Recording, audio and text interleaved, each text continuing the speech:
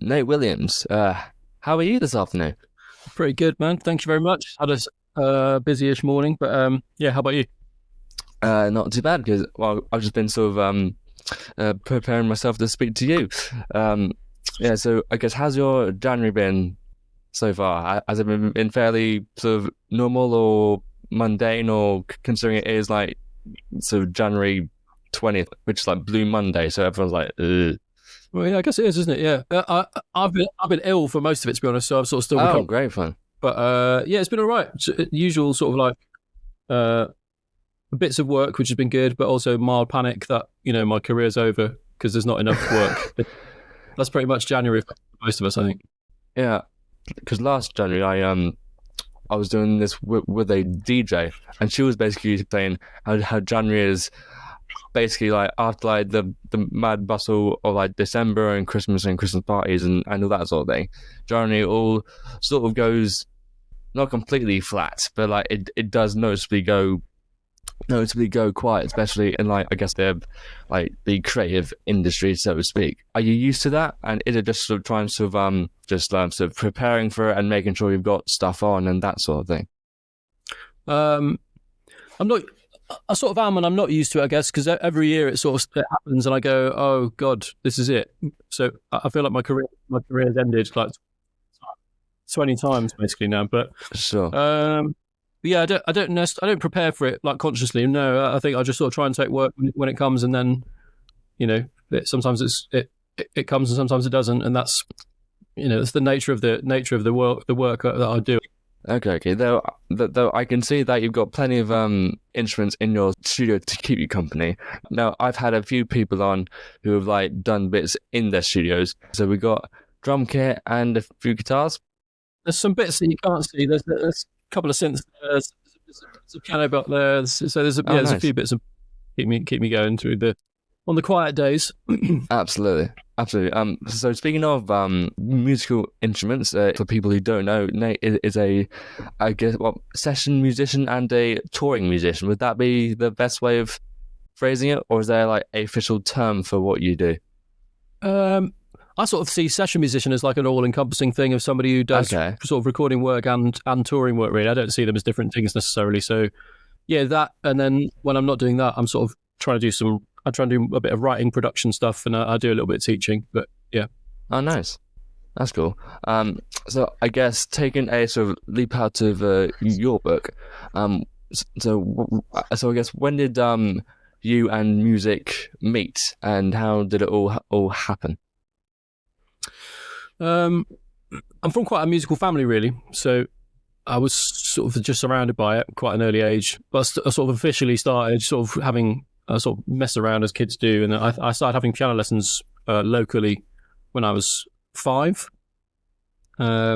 So yeah, sort of classical, basic sort of classical piano lessons, I guess. But I was also hearing a lot of cool, prominent, I guess mostly American music when I was at home. I just sort of carried. I think I've sort of played in a brass band and stuff as a kid, and sort of yeah, just lots of musical things going on. But then kind of moved up to when I sort of got to. I got a snare drum when I was quite young, sort of faffing about with that in the house, which is probably really annoying. Um, yeah, played around, and then when I got to secondary school, I started sort of dabbling in other instruments a little bit more, I guess. I'm probably skipping over loads of stuff, but my memory's really bad, so I hopefully remember the important bits. As we said, it's January. No one knows what day of Yeah, the week is. Absolutely fine. Yeah. So, what are your like main instruments that you tend to do mainly? It sort of changed over the years, really. So, like when I was younger, up until I moved to London when I was sort of my early 20s. Before then, I was sort of playing drums. Really, drums were my thing, and I gigged on drums and I recorded on drums and stuff. But then, since then, really, I spent a long time gigging a lot on bass. And predominantly now I find myself gigging mostly on keys, to be honest, or being quite often I get booked to be the person who plays a few instruments on a gig. So if I get booked for a tour, often I'm playing like keys and maybe some guitar and a bit of singing or whatever. So yeah, sort of quite often like the multi-instrumentalist kind of person who runs around doing different stuff. Yeah. Yeah.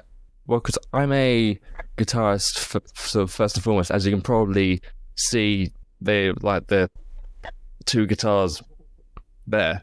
Because literally, how like you sort of do like multi-instruments at the same time. I would have no clue how to do that in the slightest, because I've been playing about, it must be nearly 20 years now, and I'm 27. So yeah, it's just yeah. Yeah, because was it just a case of going like instrument by instrument? I assume, because it's probably sort of difficult to go to do like multiple instruments at the same time, or is it doable? Did you find it doable? Yeah, I suppose because I started quite young. I guess when you're like 5, 6, 7 years old, it sort of doesn't feel like. I guess you're just a sponge at that age. Yeah, but also it doesn't feel like I'm doing it for anything. I'm just sort of enjoy. Oh, that's doing fun. The fun, isn't it? Before like life. Yeah. So it's like, you need to do it. You need to do it to make money. Yeah, but basically, yeah. But I can't go into all the detail. But I sort of had to learn an instrument. Like last year, I had to learn an instrument for a gig, like really quickly, and I did. It sounds like my head's quite far up my backside, maybe, and I don't mean it to sound too overly confident, but I do feel like certain instruments have come sort of fairly naturally almost. They've sort of made sense quite quickly, I guess, certain instruments. And I don't know whether that's from just being surrounded by music and musicians as a kid. Like most of my extended family play some sort of instrument, so it's just I didn't ever want to do anything else really, and it was always if you've got access to it and it feels quite easy, you're going to probably dedicate yourself more to it, I guess. It doesn't feel like hard work. Yeah. So you said that you moved to London in your early 20s. I guess, was that to study and gig, or how did that all happen? Yeah, I didn't study. So I did my A-levels and then sort of gigged around and did a bit of teaching. And then I moved to Brighton for a couple of years because I had some friends who lived there, and I wanted to kind of leave home and whatnot. And then went to London and just started. I got some teaching work through a friend, and then just went to loads of jam nights. Managed to get some function gigs and usual story really. I kept going to jam nights, like a lot of jam nights, and then ended up fortunately getting asked to be in like the house band of a couple of those things eventually, and like so that was mostly on bass actually around that point. So it was no like. It was quite scary. Obviously, I don't know where you're based, but like London for someone who's not from there is like it can be quite a difficult place to live because it's never getting cheaper. Like it's always getting expensive, like more and more expensive. So you've got to make more money all the time, you know? Yeah. Because I live down south, Dorset way. Okay. Obviously, like down here, there's not really like the same sort of like, I guess the circuit you would call it. I just said like London, you've got all like the jam things and just much more in a closer thing. So I assume you started off as a session musician first, and then sort of transitioned into a touring person, or does it all just happen quite naturally? I think I have no idea how it all happens. I think a more common story is probably that you tend to get booked for live stuff. Certainly, my experience and people I know. Sure. But I could be wrong, but I do feel like a lot because there's so much more live work than there is studio work. I think at this point, I don't know if I've got evidence to back that up, but that's how it feels. So there are constant tours happening, and there are so many artists, and not all of them are recording in fancy studios or whatever, you know. So if you are recording, often you could be recording from home or a little studio like this or whatever. But yeah, so the touring started. I think I was probably 30, I think, when I got my first proper tour. I toured before then, just on a different level, I suppose. But my first tour was with Eliza Doolittle when I was about 30, playing bass.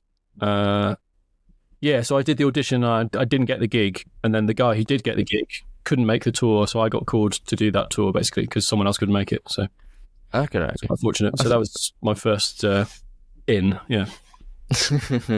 Yeah, funnily enough, so I got into a YouTube rabbit hole of watching Take That videos and the Gary Barlow live stuff that he did a couple of years ago, and funnily enough, Eliza Doolittle, or as she's known now as Eliza, was actually supporting him on a gig, which I was like, wow, it's been a while since I've heard that name. That would have been probably the tour I did with her. So that was like 2014.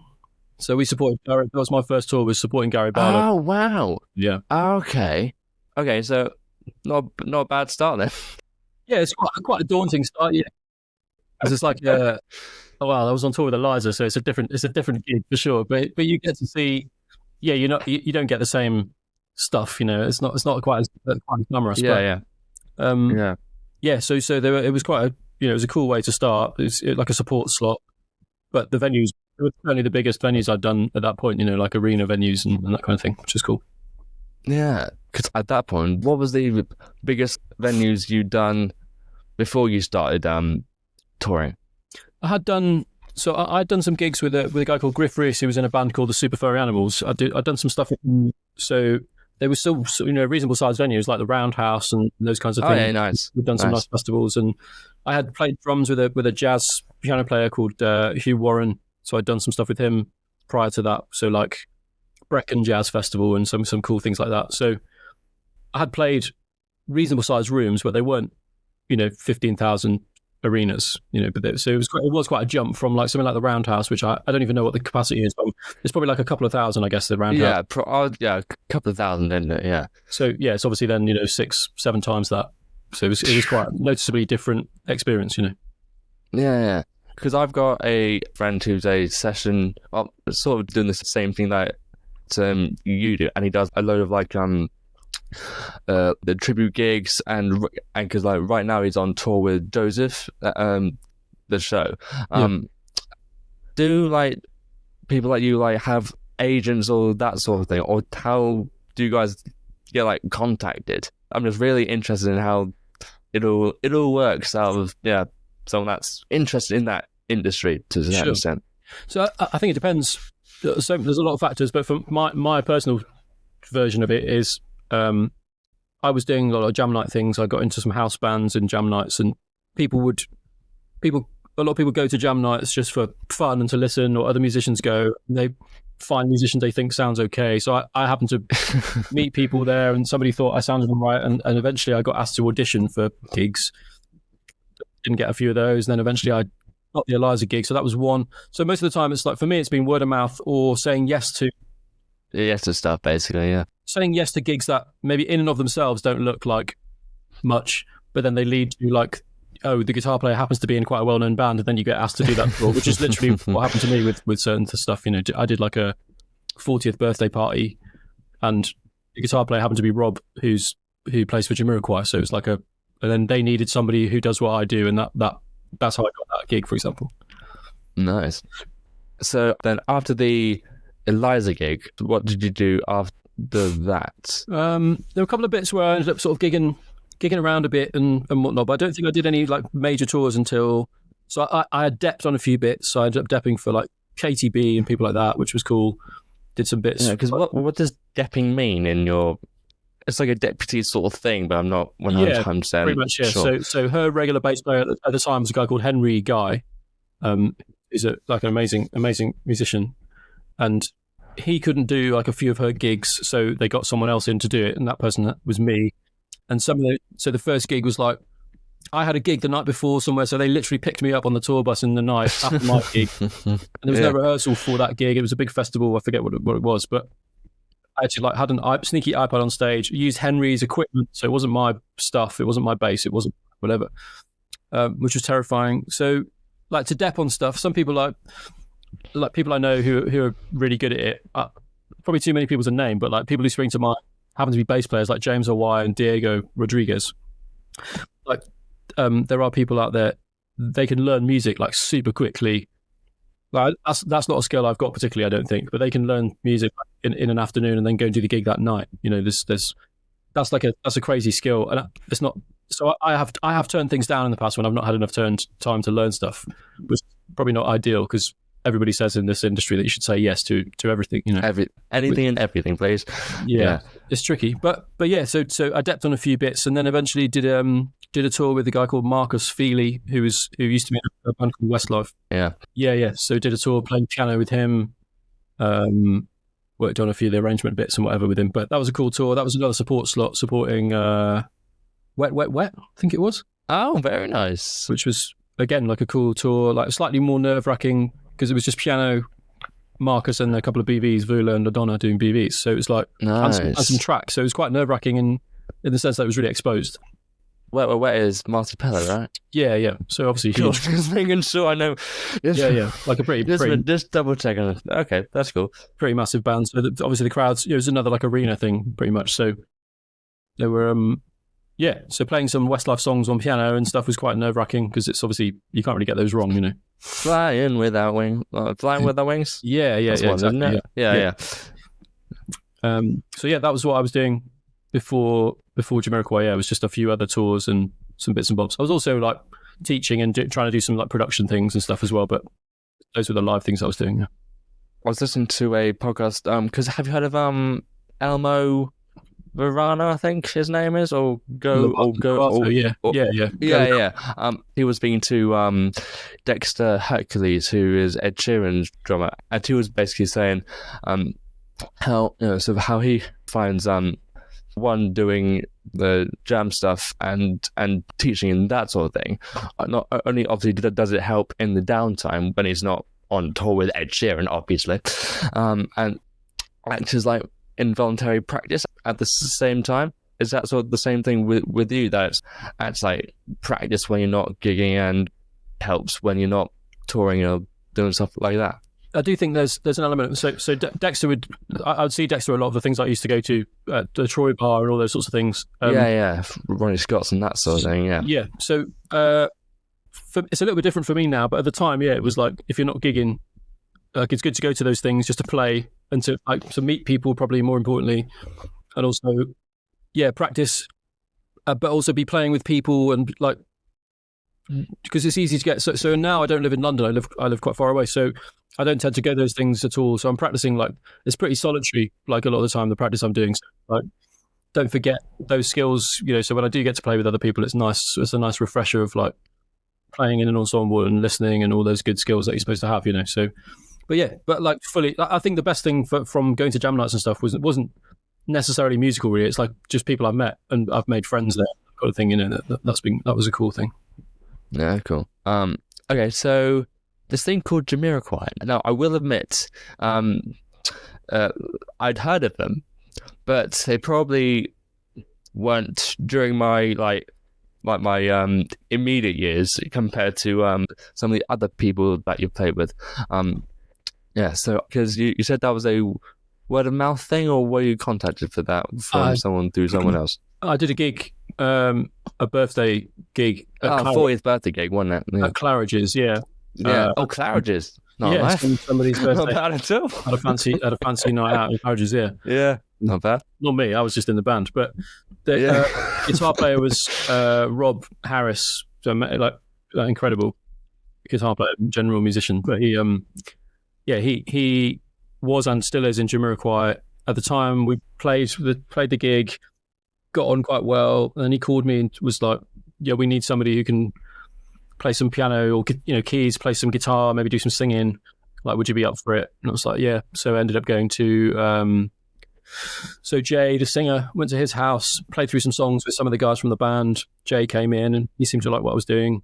But it was like a like a very informal audition, really, just to go meet people and make sure I was an okay fit. And there we go. And then got the gig and then toured with them. I think started in 2017, and it was pretty regular touring for all the way up to COVID, really. That was like my first international, like full on gigging. I think was with Jamiroquai. Yeah, I'd not really travelled quite as much as that before then. Yeah. So, what particular places of interest did you hit on that tour? Any that spring to mind?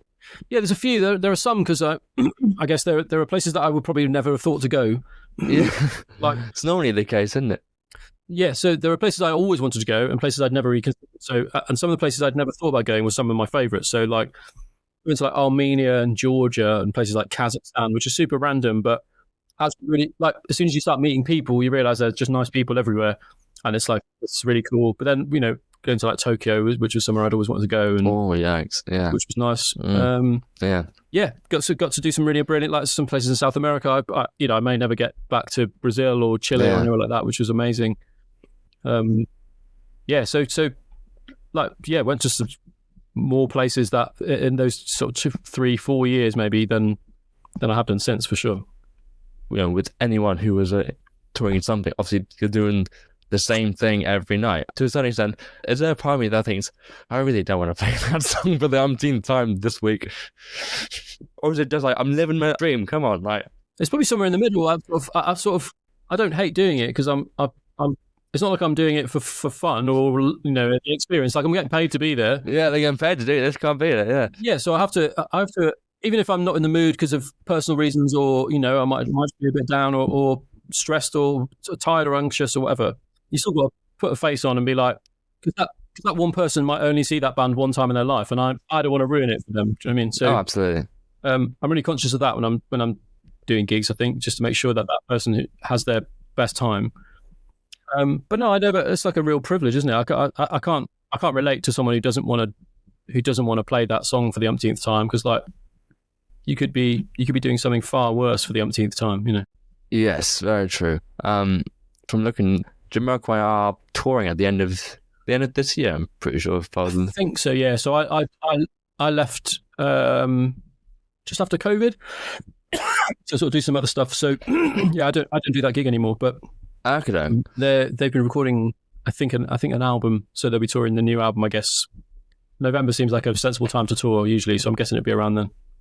Yeah. Okay. Yeah, because when obviously I was doing my background check on you, for me, like the big thing that came up for me was Steve Winwood. Now, I will admit, I didn't know the name, but I knew of one particular song. Then I asked my dad, and then obviously my dad was like, Steve Winwood? Seriously, you haven't heard of him? I'm like, okay. Yeah, I will admit he is particularly shocked that I am doing this as a Steve Winwood fan. How did that happen? Another similar thing, really. So I did a gig at Ronnie Scott's with Shola, who plays percussion for Jamiroquai. So we were doing some of Shola's solo material for an event at Ronnie Scott's, and Steve Winwood is a huge fan of like Cuban music and lots of Latin American music. And I can tell. Right. I can tell. And it was like a so the gig was a gig for LP, a percussion brand, to celebrate their a big birthday, and Steve was there. And I think he heard me play. I sang a couple of tunes for Shola's band, and then it was a couple of years later, I guess, because I think COVID happened. So it was maybe not a couple of years, but it was a while later when I was contacted for Steve's thing to maybe play some piano, and there was a tour scheduled, and that got pulled around COVID time. So it actually took a while to get going with Steve. We did some videos and stuff like before touring, but a lot of the stuff was pulled out from underneath us because of some health things and some COVID reasons and all sorts of stuff. We had a tour scheduled with Steely Dan, I think it was in like 2021 maybe. It's all blurred. It's all good. It's all blurred. Yeah. So it's a weird time. But Steve's like one of the most amazing people I've ever met and worked with. Yeah, he's so brilliant, like amazing and also just lovely. Yeah. You were on tour with him last summer, if I recollect. Because that was July? American. Yeah. Last year anyway. So we were touring as like the special guests of the Doobie Brothers. Yeah. So we would open up for the Doobie Brothers every night. Yeah. Oh yeah, cool. Similarly to the Eliza gig, did you meet the Doobie Brothers, or was it a case of they do their thing, or we do our thing, and then we come off stage and then they do their thing? No. So it was more equal footing, I guess, because Steve wasn't like a support slot. He's like a special guest. Cool. Even though he goes on first, it's not like it's not giving this young up and comer a chance to kind of. I mean, so, sure. Yeah. So Steve also knows those guys, so we were all introduced, and we got to hang out and have. It's all a happy family sort of thing. Yeah, we would have dinner with them and chat and hang out a bit, and so. That's mental, isn't it? Dinner with the Doobie Brothers. That's a podcast name to it. Yeah, waiting to happen. But, so that was great. My first experience doing that particular type of touring in the States, like the outdoor kind of sheds they call them. So mostly outdoor venues in the summer, which, as you can imagine, was pretty hot in certain parts. I was watching a load of gigs at Red Rocks. That would be the one that I would be like, I would do a tour just to do Red Rocks. We didn't get to do Red Rocks because the Doobie Brothers had like two halves to the tour. One half they did with Robert Cray as a special guest, and the other half they did with us. So we did mostly East Coast, and then ended up in somewhere, I forget where we finished the tour, but like Salt Lake City, I think we ended up, and then we flew home. Nice, that's cool. Okay, so best place in America that you've visited, whether or not it be like a state or a venue or anything like that.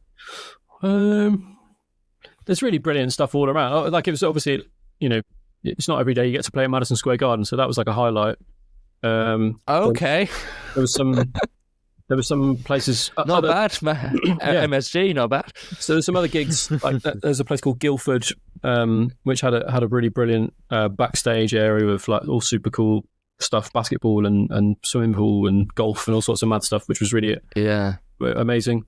Boston, I really enjoyed as a city. I thought that was really cool. There's so many cool things, like especially with the places that you would never.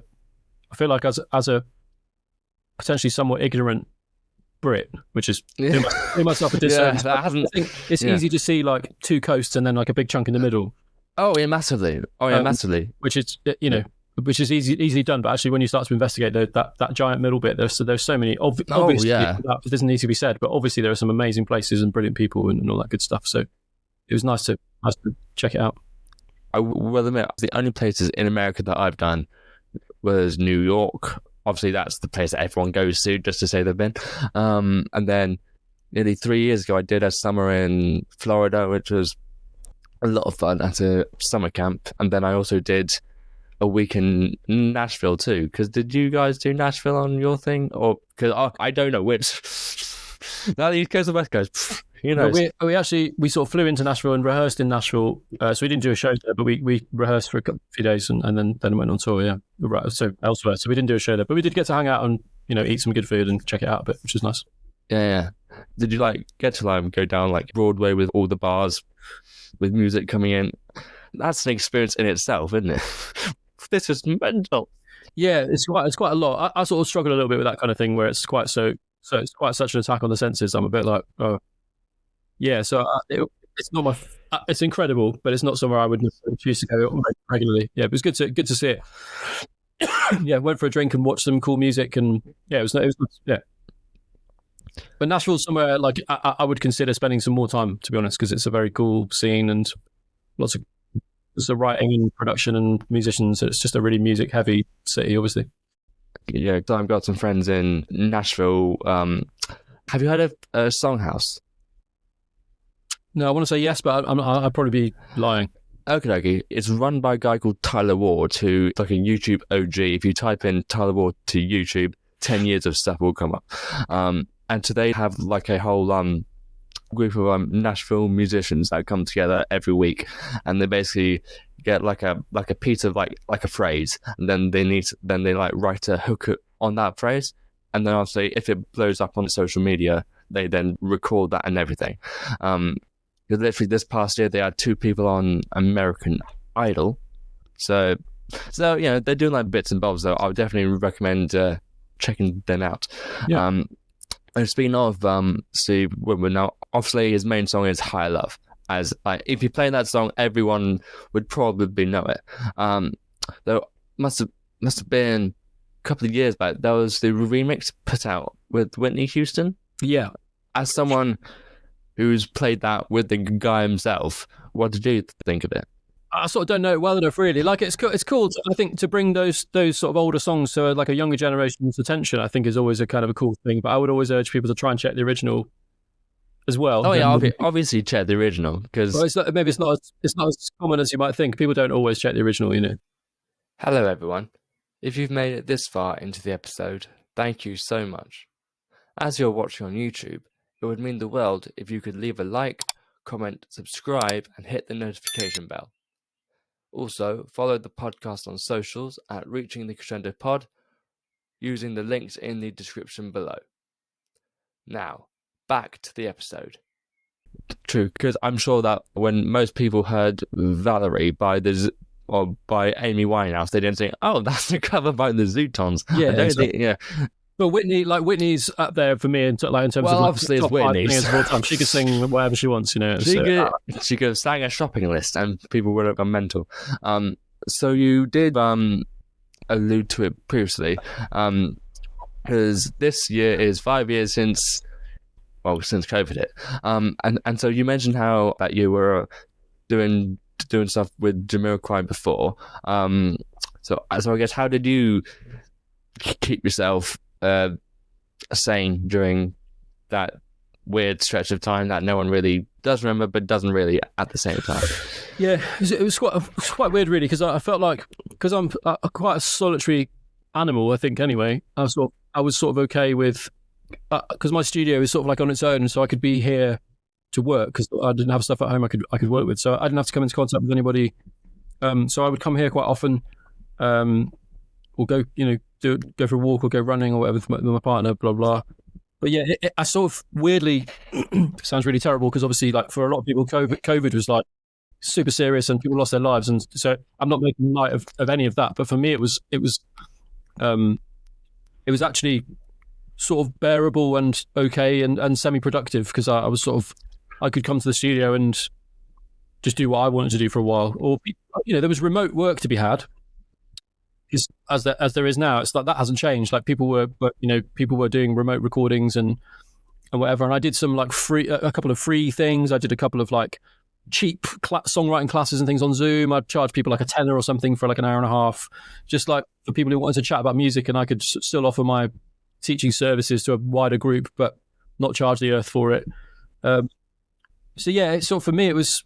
And again, I sort of do want to reiterate like how serious a time that was for a lot of people. And unfortunately, I didn't sort of lose anybody close to me or anything, but I know people who did. So it's super serious time. But I sort of almost enjoyed some of the solitary aspect of it, because I'm sort of naturally wired to be that guy, I think. Well, where are you based now? Up in Anglesey in North Wales. Oh, that is really like out of the way, isn't it? Yeah, like, it's not, to that extent, isn't it? It's not kind of a desert or anything, but there's it's far enough away to be thought as like sort of out there, but not quite as far away to be like, oh, you're in the middle of nowhere. Yeah, there's still stuff and happy people medium, around, isn't it? but yeah, there's like this there's stuff to do and whatever. But I'm glad I wasn't in London during that time, for sure. When did you move out from London originally? So left London October 2019, so just before COVID. Yeah, like, it's really crazy timing. Yeah. Was it quite a shock to a certain extent to go from obviously London, where you'd been probably for a decade? Yeah, about 12, 13 years. Yeah. Yeah. To go from obviously London, where there's everyone and everything, to suddenly go country bumpkin, where it's slightly more quieter and quaint and sort of familial and just quieter in general. Yeah, so I'm originally a country bumpkin from up here, so it wasn't like I sort of knew the area, so I know what's what. But it was weird work-wise on a bunch of levels. But initially, I only had a couple of months to deal with that before COVID hit, so it was a weird experience, kind of adjusting and then going, oh, like, no, the world's shut down, so it's like it's not a normal existence anywhere now. So it was weird. So I think it was weirder for my partner Bex, who had moved. So we decided to move here to be near my or her family. My family happens to be nearer the sea, and Bex wanted to live near the sea, so that's where we ended up here. So it was weirder for her probably, because I sort of, again, I'm happy sort of doing my own thing, but she's quite a social creature. Butterfly, yeah. Yeah, so she likes sort of making friends and all that stuff, but we couldn't, after we moved, like, it was everywhere was shut down, so it was harder for her, I think, than it was for me. But yeah, we've sort of, a few years on, we sort of adjusted and got our little groups of friends and all that stuff now, which is cool. That's cool. Work is different, obviously. Living far away from, like, that's a different thing. I can't go to jam nights and but unfortunately, I think I'm sometimes on people's minds for certain gigs now, which is nice. That's good. Distance makes the heart grow fonder. Yeah. To an extent? Yeah, to an extent. Yeah, there's certain things I missed about London. There's stuff I missed. There was things I missed about Wales when I lived in London. But now I'm here. yeah, it's mostly sort of people that I miss about London, really. I don't miss being in London. I find it really stressful, to be honest. But there's lovely people and, good restaurants and stuff that I miss. But apart from that, sort of, I'm okay with not being there. And it's probably easier to have a studio in North Wales than it is in London. Yeah, I mean, I've got a bigger room here, than I had in London, and for maybe a quarter of the price or something. So literally, yeah. Yeah, so it's that side of things is a no-brainer. But obviously, what you do then miss is like the almost foot traffic of artists you can work with. You just meet people like on a very regular basis where you might not appear in the same way. Yeah, because since you've been in North Wales, you seem to be doing more on like the composer, arranger, and producer side of things as well. Because I saw that you've released like various EPs and music and that sort of thing. Yeah, sort of the goal for a long time has been to try and record and be a producer and writer for other people. So my own music is like a thing I just love doing. So that gets made and released, and there's a small, reasonably small, reasonably dedicated bunch of people who seem to like it, which is really nice, and they listen to it regularly, which is great. But I've been writing more for other people, recording and producing more for other people, which is nice. That's my favorite thing to be doing, really. Is the creative side of it. As much as I love touring, it's the creative stuff that I'm sort of. If I had to choose, I'd choose that all day. That's cool. Okay, so basically, when I first got in contact with you, I can't remember when, but it was definitely sometime just after the summer, I think, maybe. I can't quite remember. So you said you were in rehearsals, and I was like, okay, yeah, it's just in rehearsals for something. And then I followed you on Instagram, and then I was like, oh, it's only Take That. Okay. Yeah, and so you've had quite a few of the other guys who perform with Take That as well on your podcast. So I guess, was that how you got involved with that, or was that a different thing? No, it was a different thing. So the Take That gig that I just did, the tour I just did, was with a completely different band. So okay. I won't get into the reasons that the other band were doing something else, but sure.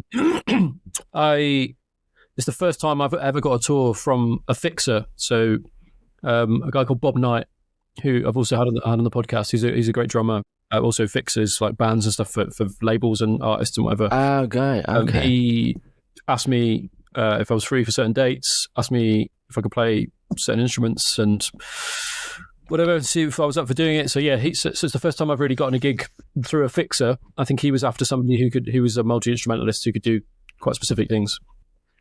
So that's how I got that gig, and then it was a whole new band. So we all went in, but kind of had to learn, because they'd already been on tour that year. We had to learn pre-existing arrangements and stuff. So go in and try and sound like the old band, but also try and be ourselves to an extent, to try and make it, as good as we thought it could be. Nothing, obviously the original band sound great anyway, but we were trying to do our own thing a little bit. So there was a nice balance to be struck between the Take That guys not feeling like, what the hell's this new band?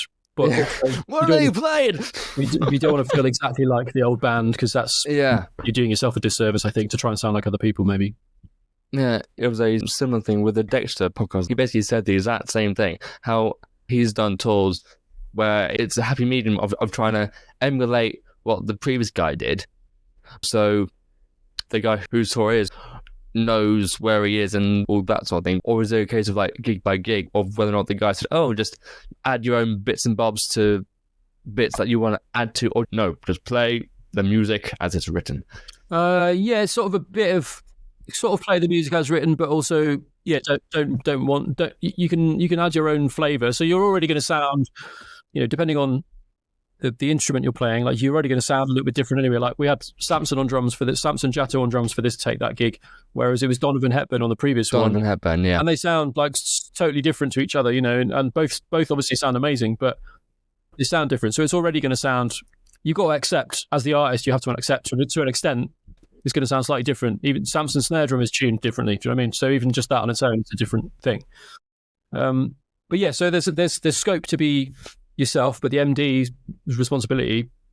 So Jamie, the MD that we had, like, it's his responsibility to kind of go, yeah, that's too far the other way, or let's or let's make it more ourselves, or whatever it is. So there was, I don't think it sounded like the old band, like to the sort of like, to the nth degree or anything, but I think there was enough in there where the Take That guys themselves weren't thrown by it. So yeah, though I guess that because Take That have been going for so long, they can probably they've been playing more or less the back catalogue for years, so I'm sure they can figure out this is Greatest Day, just about back for good. They can sort of figure it out. There's also like two weeks rehearsals. Like we, as a band, we get like 10 days or something on our own, and then the guys come in for like however. The guys will come in, So yeah, there's scope to fix things that aren't right in rehearsals. Obviously, in an ideal world, you don't want one of the Gary or whoever, one of the other guys, turning around in rehearsal and being like, "No, that's way off." Like you want to try and get it right quickly.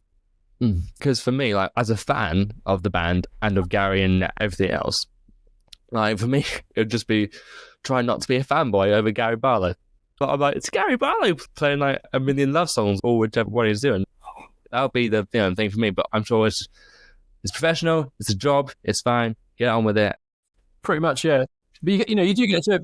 You, depending on if you want to or not. Like there are times where you get to socialise with these people. If you do want to, obviously, they don't need you being like a fan. Yeah. I mean, like they get enough of that anyway. So you can talk to them about. I'm sure they do. Yeah. Normal. I talk to Gary a lot about nerdy musical things and keyboards and stuff that most people would find really dull. But we were really enjoying talking about synths and music and just life and whatever. Talking about software and just nerdy things. So yeah, there's scope to chat with all of them, but you just have to realise that they're human beings. They just want the same conversations that most people want, just normal conversations, really. Like Gary doesn't need anyone else to tell him how great he is. Like everyone tells him. Well, he knows that already. He knows that already. He's got a sword on tour this year, doesn't he? Same for Howard and Mark. It's like they're all really good at what they do, and that you can just then talk to them about like what have you got planned for Christmas or whatever. It's like normal stuff. Yeah, absolutely. Okay, so I alluded to it before. So you have a podcast called In Session With, and obviously being a nerdy musician myself, this is literally like just having a chat with musicians. And you've had quite a lot of relatively famous people on. So if I get my facts correct, you've had Luke Higgins, who's gigged with James Arthur and Kylie Minogue. Tina Tina Keys, as she's known, Maisie Peters and Perry, and Milton and Donovan from Take That, as we've already spoken about. So I guess, are they just friends in the industry that you just come on, have a chat and go from there? Some of them are friends. Some of them are people I sort of know. Some of the people I've never met or spoken to before. It's like a real mixed bag, really. Like I'd never met Tina before. I had something just made a big noise on him. Okay.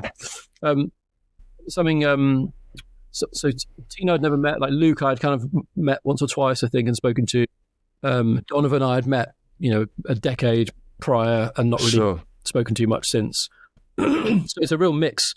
But to get to, it's a real mixed bag of going from like friends and people I really know, like Ollie Saville or like Diego and people like that, to like Jerry Hay, who's like a hero of mine,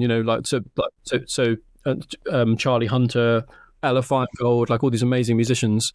Like it's a real kind of mixed bag, but so it's a really nice treat actually, because the people I do know, I get to know better, and the people I get to meet and sometimes keep in touch with, and chat with, and I've sort of not in a major way, but kept in touch with like. So Charlie, actually, who was on the Take That gig with me playing bass, Charlie Fowler, I had him on the podcast prior to us meeting, and then we got to hang out for 5 weeks, and that was really cool. Kept in touch a little bit with Ella Feingold off and on Instagram, and she's amazing, like super like nerdy guitar, amazing, so I sort of keep an eye on what she's doing with all the nerdy, amazing stuff, and. Yeah, so mixed bag. Some people I haven't spoken to since, some people I keep in touch with, and it's a really lovely way to get to know people, but also shine a light on people who would otherwise be sort of in the background on a stage somewhere. Yeah. What's been like the most interesting thing you've either learned about a guest or like what they've done or just that sort of thing? I guess it's I don't know if it's fair to pick out one, but it's usually like people who have had to experience like something pretty major. So like whether it's like an immigration story or like moving to a country, not speaking the language, that fascinates me, Yeah, anybody who's like, whenever you hear about some sort of overcoming something like when life's been slightly in the way, that sort of thing, yeah. That's been amazing. I consider Ollie Saville, a percussionist, a really good friend. Like hearing about his journey, moving to the UK and stuff, like I didn't know quite a lot of that stuff actually. So hearing about how people have had a lot of shit to deal with early on and then come through and just become professional, whatever they wanted to be, in this case, musicians, it's like, it's amazing, and learning actually about people's mental health struggles has actually been really super, super interesting and it's become really important to me, as has like talking about education and that sort of stuff as well. Whereas I think it's really easy to gloss over education as being whatever, but it's actually super important how you shape somebody's perception of something like music as a job, but knowing people, I won't name names but although they've said it on a podcast, I probably could name them. But like people who you think are the coolest people in the world and the calmest people in the world are actually dealing with like anxiety and nerves on stage, or not. Serious stuff, yeah. Yeah, so it's super, super fascinating. Yeah. You did season 2 last year, if my recollection is correct. Yeah. I guess, do you have any plans of bringing it back this year, or is it just a case of see what happens and go from there? I've got so I try and sort of batch record them if I can, because I find it really stressful going like week to week. So I've recorded about 4 or 5 episodes, I think now. So I'll kind of start to release them slowly once I've got 6 or 8 episodes or something done. I might release them every 2 weeks moving forward, because every week felt like a stretch. So we'll see how that goes. But yeah, got some really cool guests actually. Some people a lot of people I've not met. I've got Michael Blackwell who was on guitar for the Take That thing. So we only just met on that tour. Nice. So that was cool to chat straight after. Absolutely, yeah. Yeah, but some amazing. I got a few more American guests than I have had actually. So it's been quite UK based, which is something I do want to keep going with. But I've had a few US guests, which has been really great. Okay. So is there a musician that you really want to get on? There are heroes out there. Like there are people I would love to meet, but there are also the people who've been interviewed like a million times. So I sort of think maybe that's the only annoying thing, because with the Go With Elmo podcast, he's had loads of people on that obviously are really famous. So you're like, well, he's asked everything you could possibly ask that person, so there's nothing else to ask. To an extent, like there is that, but also, I had Jerry Hay on, who's been interviewed so many times about working with Michael Jackson and Quincy and all that stuff, and that. Oh, I didn't know that. Good to know. Yeah, he's huge. He's a hero of mine, but try and ask him about other things. I think that's the main thing. Rather than just Michael Jackson. Yeah. Yeah, of course, I'd love to speak to Greg Fillinganes or Steve Gadd or somebody, but actually, I'm sort of enjoying shining a light on people who haven't got such bright lights on them in a way. Absolutely, to go like, no, that person who sings BBs for Sam Smith is amazing, and like, here's why. So yeah, I'm sort of, as much as I do have sort of like minor kind of dreams of going, oh, do you know what? It'd be great to get Steve Lukather or whatever. Oh, actually, yes. Maybe it's fine. Maybe Rick Beato's sort of done it, or Steve's been asked to do loads of things. So maybe that's fine. Personally, I would really like to get on Sam Fender's saxophone player. I think it'd be really cool. Okay. Just because I think it'd be really cool to get him on. Anyway, yeah, why not? Try it. Get him on, please. All right, I'll give it a go. But yeah, Series 3 is underway. Yeah. Underway. Good to hear. And so, final few things from me.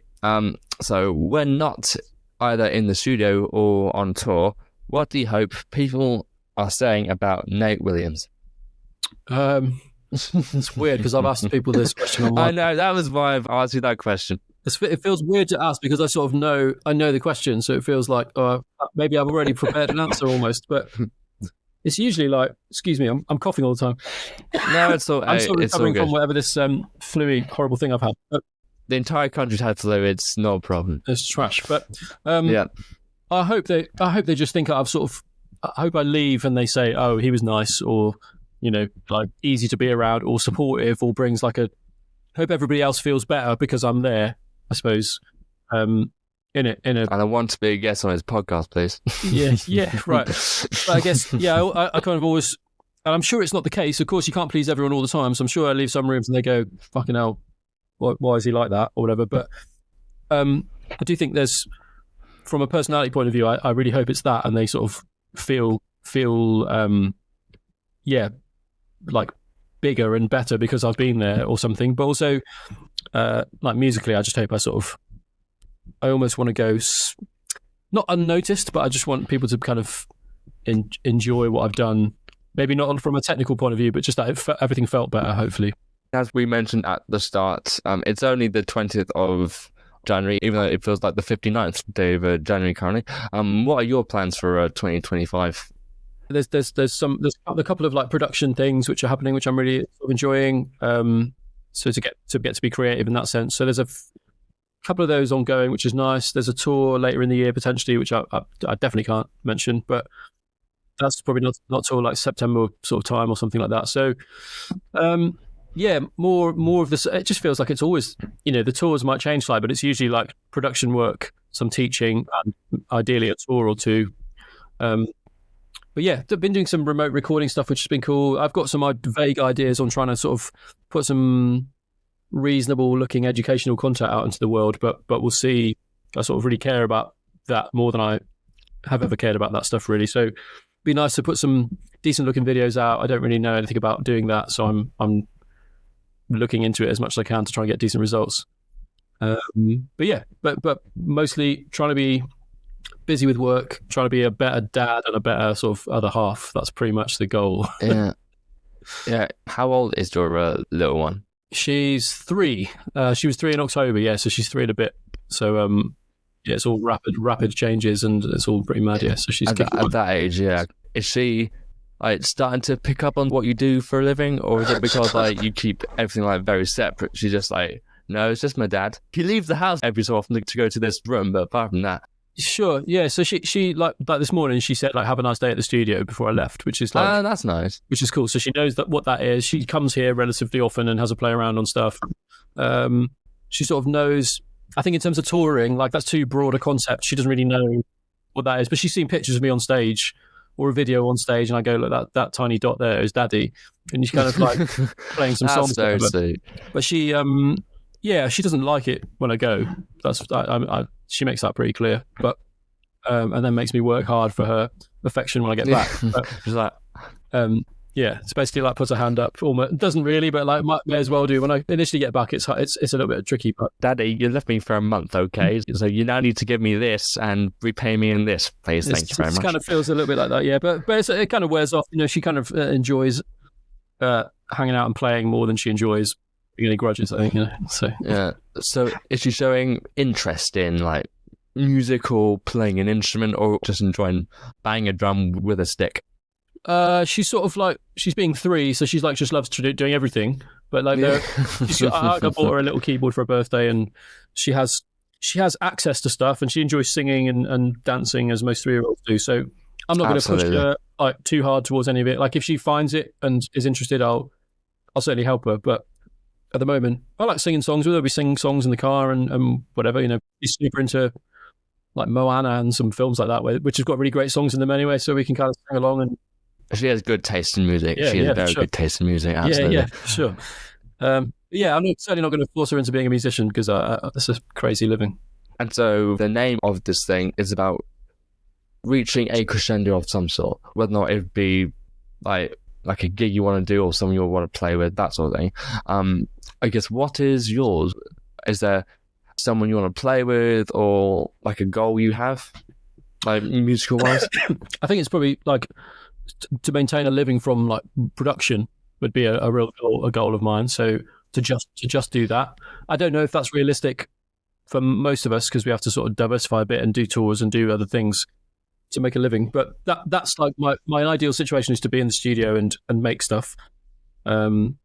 Obviously there are heroes of mine who are, which I've been lucky enough to play with, like Winwood, for example. Like he's an amazing, and I've grew up listening to some of that stuff. So to be touring that is I'm big on trying to take a moment sometimes and be like, actually, that's happened and that's really cool. Like Because it's I always did do that. Yeah. so we're so ingrained to be like, oh, what's next? Sometimes I do, and I try and tell other people to do the same. Like, take a minute if you just did that tour with so and so. That's actually really cool, and it's all right to be happy with that for a minute. Yeah, and sort of live in the moment for a bit rather than just constantly thinking about what's next, isn't it? Yeah, for sure. So, but they got, there are artists out there who I would love to play with, obviously, but I'm sort of not actively chasing those things as much as I am the production stuff. I think if I really wanted to gig with like Stevie Wonder, I probably could be doing more to try and get that gig, But again, it depends on what. I think being in the right scene lends itself towards getting certain gigs, So I think potentially being somewhere like LA probably lends itself more to getting a gig like that than it does being in North Wales, Because have you done any festival playing in your time, or have you mainly been touring arenas and that sort of thing? A lot of festivals, yeah. Yeah. Have you done Glastonbury or Reading and Leeds, that sort of thing, or is it just other ones? Did a couple of the stages. I've never played the Pyramid stage, but I've done Glastonbury, did a few UK ones, done Coachella. Yeah.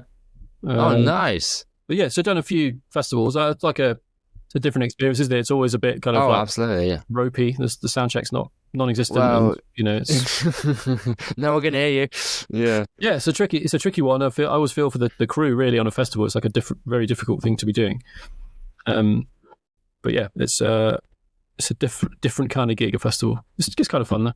Is it better when it's sunny or when it rains? Because it's a different experience, isn't it? Because you don't want to be electrocuted on stage, but it's also a case of it's just a experience. It's different. They're both great. They're both really brilliant. I don't think I prefer either. Like we had a thing with Take That in the summer where it rained in Malta quite a bit.